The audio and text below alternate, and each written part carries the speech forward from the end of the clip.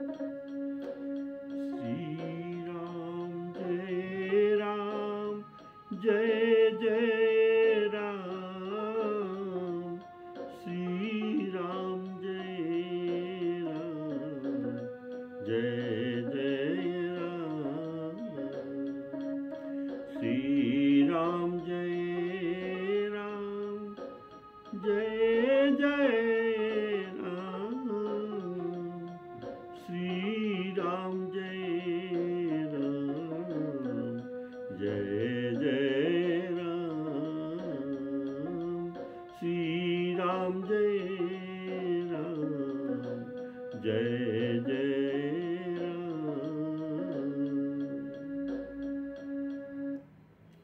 आदरणीय सभी श्रोताओं को मेरा सादर सप्रेम राम राम कहकर सभी को राम कथा को स्वागत करता हूँ।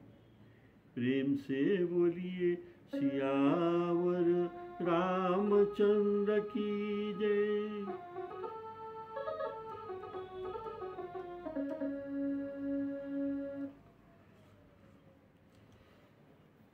श्री रामचंद्र जी भगवान भरत जी और भाइयों को तथा संग में हनुमान जी को साथ लेकर उपवन में संत असंतों के लक्षण बता रहे थे। अब तो ये प्रसंग अभी वो चल रहा है। तो असंत के लक्षण में श्री भगवान कहते हैं,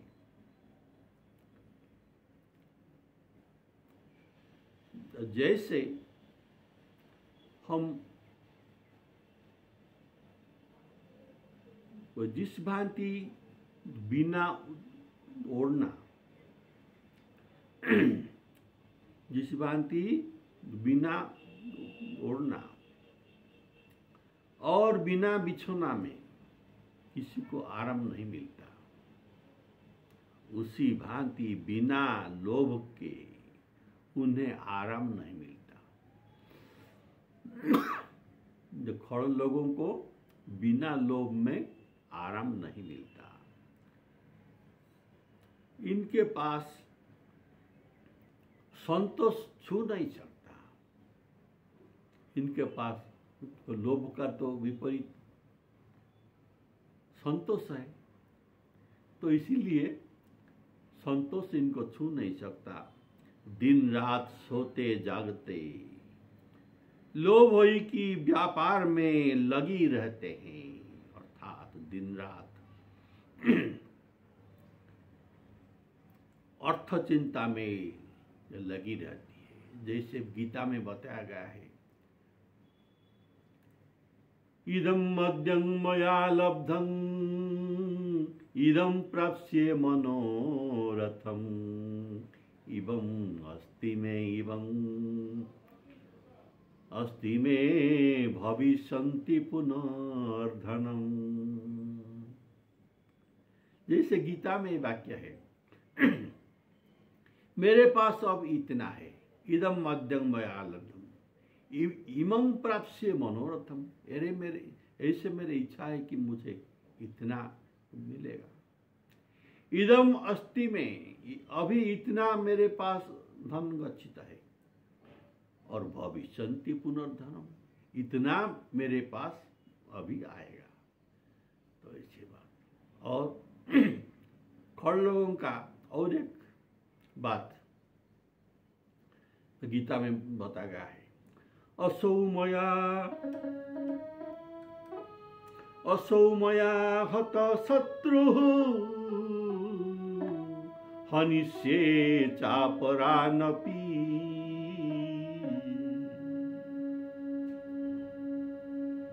असौ मया हत शत्रुः हनिष्ये चापरानपि।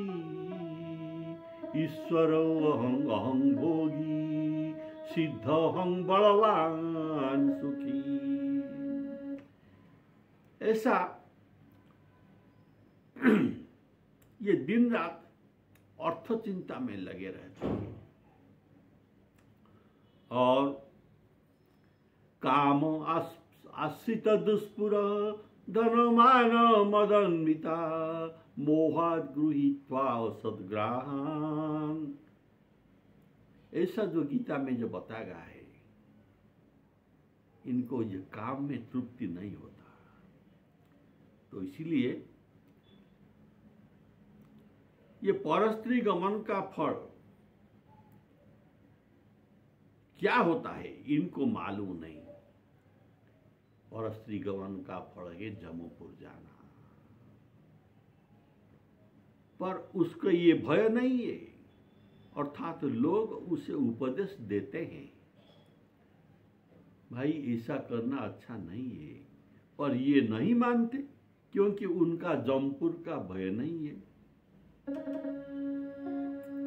लोभ ही ओढ़ना लोभ ही दासन, शिष्णोदर पर जमपुर त्रासन।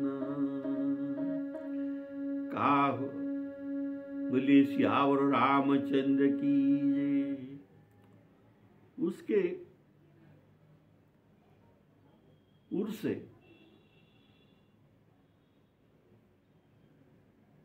कोई किसी का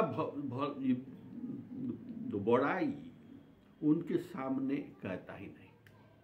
इनके सामने किसी का प्रशंसा कोई करते नहीं। क्यों? ये दूसरे का प्रशंसा को सह नहीं सकते।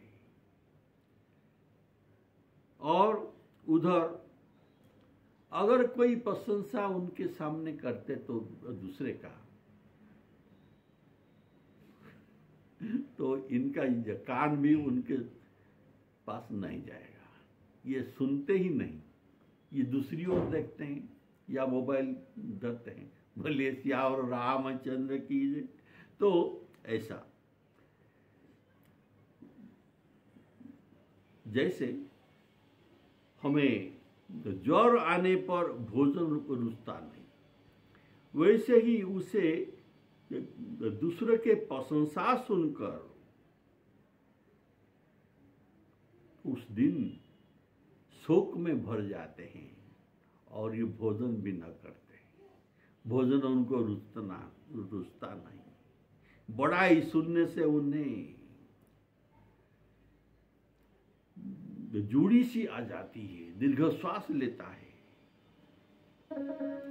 काहू की जो सुनाई बड़ाई, श्वास ले ही जनू जूड़ी आई। ऐसा ये सोचते हैं मानो ये जगत के राजा है कि इनके हुक्म से विपत्ति आता है, तो सभी को विपत्ति आना चाहिए, कोई सुखी होना नहीं चाहिए। और ऐसे सुखी होते हैं कि इनके मन का कार्य हुआ। अगर किसी का विपत्ति देखते हैं तो बड़ा खुशी होते हैं, सुखी होते हैं कि मेरे मन का कार्य हुआ, इसीलिए सुखी होते हैं।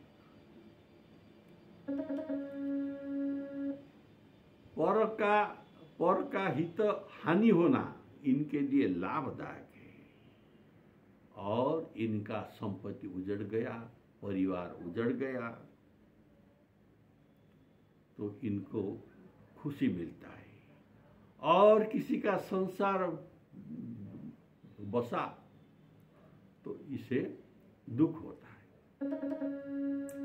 परहित हानि लाभ जिन के रे,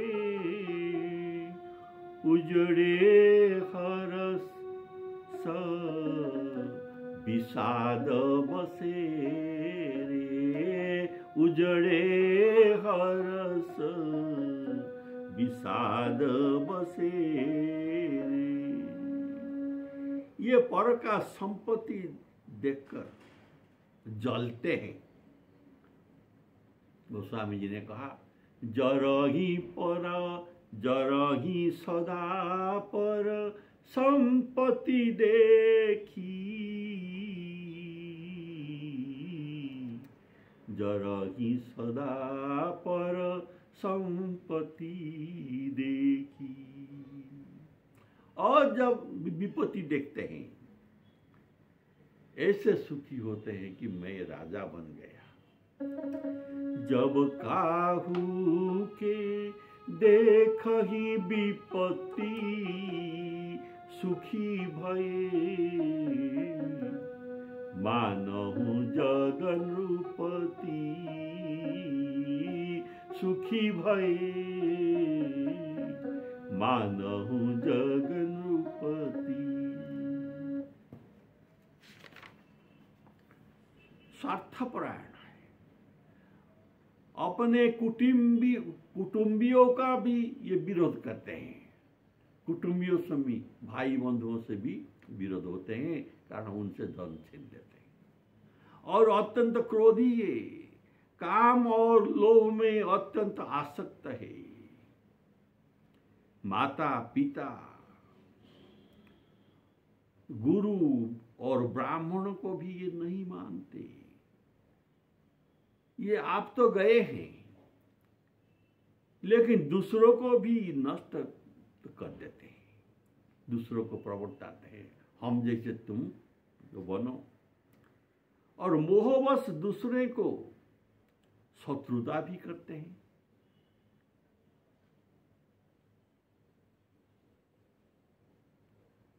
संतों के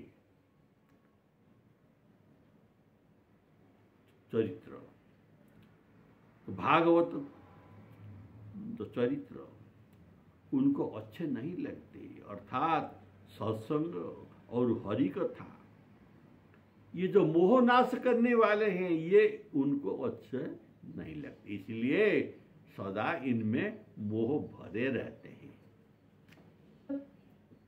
कारण बिना सत्संग और हरि कथा हमारे, इसके बिना हमारे मोह भागते नहीं और ये उनको अच्छे लगते हैं। तो मोह उनको अच्छे लगते हैं, इसीलिए मोह बस दूसरे को ये द्रोह करते हैं। बिनु सतसंग न हरि कथा, तेहि बिनु मोहन भाग, मोह गए बिनु राम पद, होई न दृढ़ अनुराग, होई न दृढ़ अनुराग। तो ये स्वार्थ रत परिवार विरोधी, लंपट काम लोभ अति क्रोधी, मातु पिता गुरु विप्र न मानहि, आप गए अरु घालहिया नहीं, करहि मोह बस द्रोह परावा, करहि मोह बस द्रोह परावा, संत संग हरि कथा न भावा। ये मोहवश अपने को अमर मानते हैं, ऐसा मोह में पड़कर ये दूसरों की शत्रुता करते हैं। ये अवगुण के तो समुद्र है, जैसे समुद्र का थाह नहीं मिलता, ये कितना गहरा है, तो इसके अवगुण का भी थाह नहीं मिलता। और ये मंद बुद्धि, कामी, वेदों को विदूषक अर्थात निंदा करने वाले हैं, उनमें दोष निकालने वाले हैं, और पराये धन का ये मालिक बनते हैं। वे द्रोह तो सभी को करते हैं, पर ब्राह्मण पर और देवताओं पर ये विशेष द्रोह करते हैं। उनके हृदय में पाखंड और कपट भरे हैं और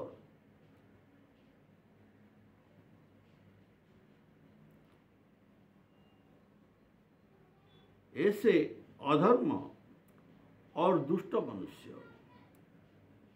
सत्य युग और त्रेता युग में नहीं होते। श्री राम जी कहते हैं जब द्वापर में कुछ होंगे और कलि युग में तो बहुत बूंद के बूंद देखने को मिलेंगे। अवगुण सिंधु मंदमती कामी वेद विदूषक परधन स्वामी विप्रद्रोहरत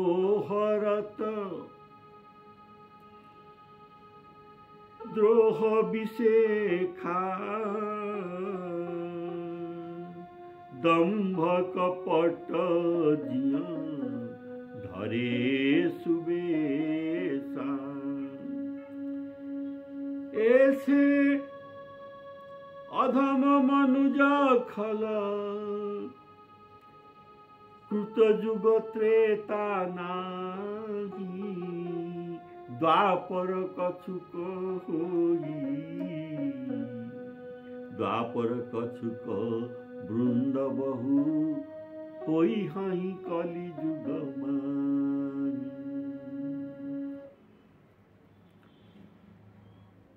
तो विविध तर्क वितर्क ये करते हैं, वेदों को विशेष दूषण लगाते हैं, वेश में दोष निकालते हैं।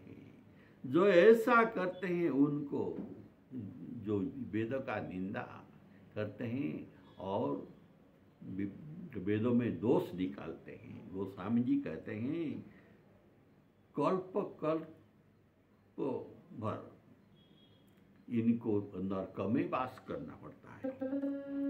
कल्प कल्प भरी एक एक नरका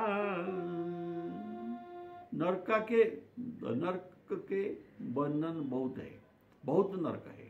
तो एक एक नरक में एक एक कल्प उनको रहना पड़ता है। कल्प कल्प भरी एक एक नरका करहिते दुसही श्रुति करी तरका। श्रुति करी तरका वेदों में तर्क करते हैं। परधन के ऊपर ऐसा अधिकार जमाते हैं कि मानो ये धन उन्हीं का है एवं उनके मालिक बन पड़ते हैं। अवगुण सिंधु मंदमती कामी वेद विदूषक परधन स्वामी। धार्मिकपन में यश की प्राप्ति के लिए धर्म कार्य धर्मानुष्ठान भी ये करते हैं, लेकिन जैसे गीता में बताए गए हैं सत्कार मान पूजार्थं तपोदम्भेन चैव जत् क्रियते तदिह प्रोक्तं राजसं चरमध्रुवम्। और ये दान भी देते हैं तो किसी लिए न अभिसंधाय तु फलं दम्भार्थम अपि चैव जत्। ये यज्ञ का बात है, ये यज्ञ करते हैं अभिसंधाय तु फलं दम्भार्थम अपि चैव जत् इज्जते भरत श्रेष्ठ तं यज्ञं विद्धि राजसम्। दूसरों को दान भी देते हैं,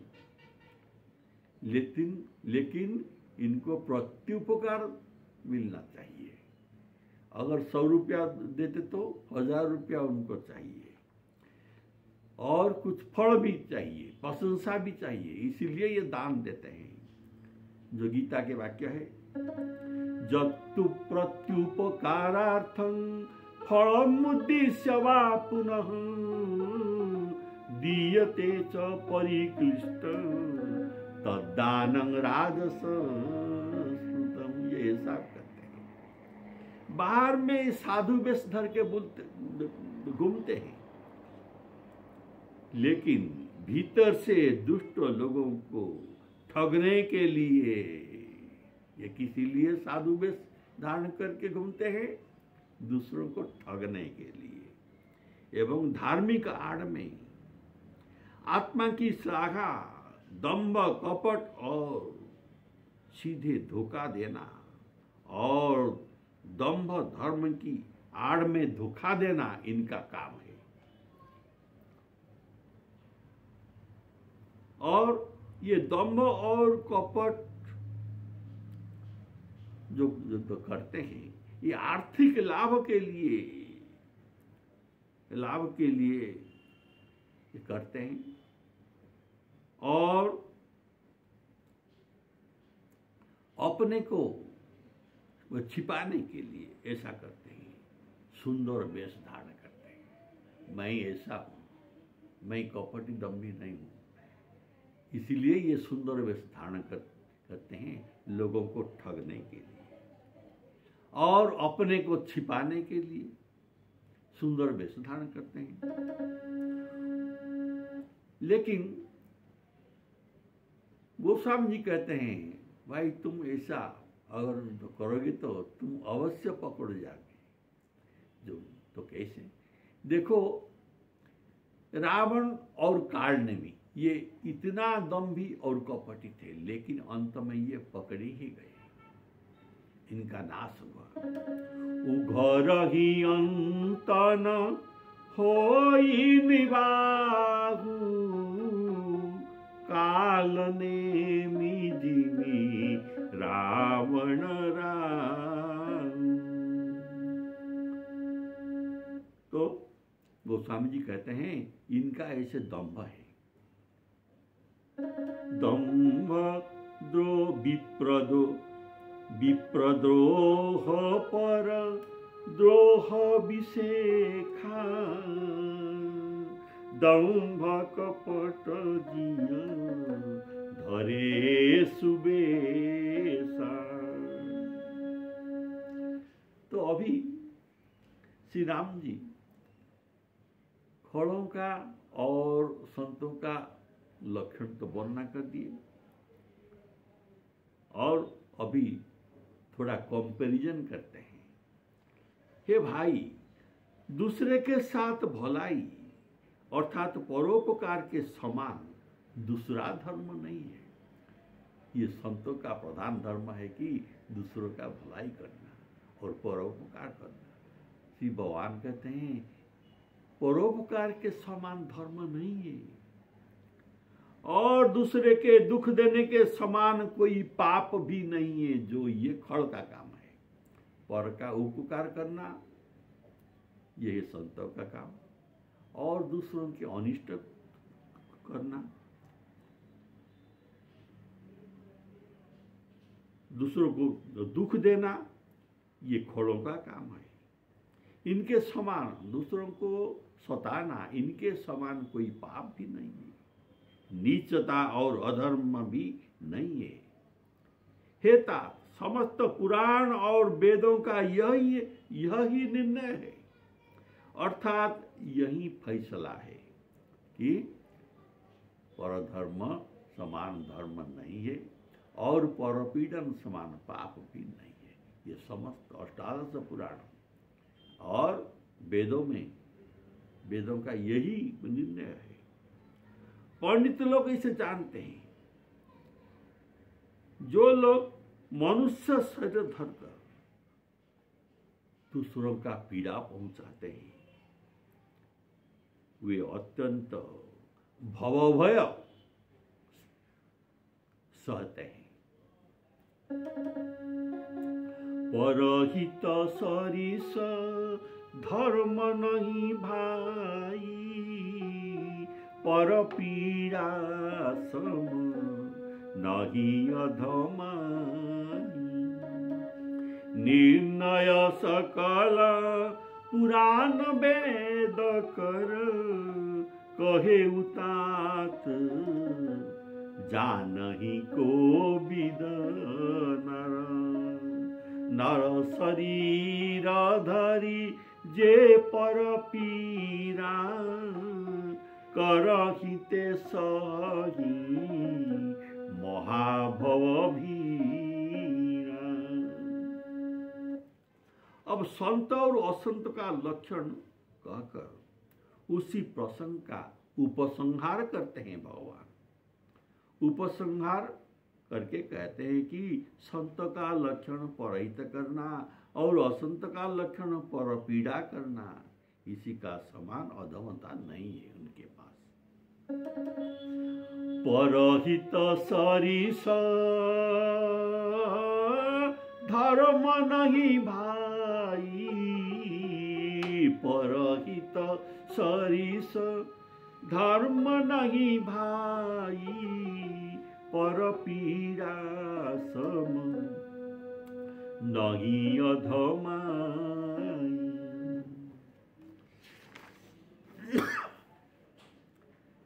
देखिए गिद्धराज जो जटायु, एक रामायण का जो प्रसंग है, सीता जी का हरण के समय ये अपना शरीर को परहित के लिए, सीता जी के रक्षा के लिए, एक भारतीय नारी के रक्षा के लिए अपने को बलिदान दे दिया और जीवन रखा था इस समाचार श्री राम जी को देने के लिए। तो अभी राम जी के दर्शन हुआ तो प्रभु को कहते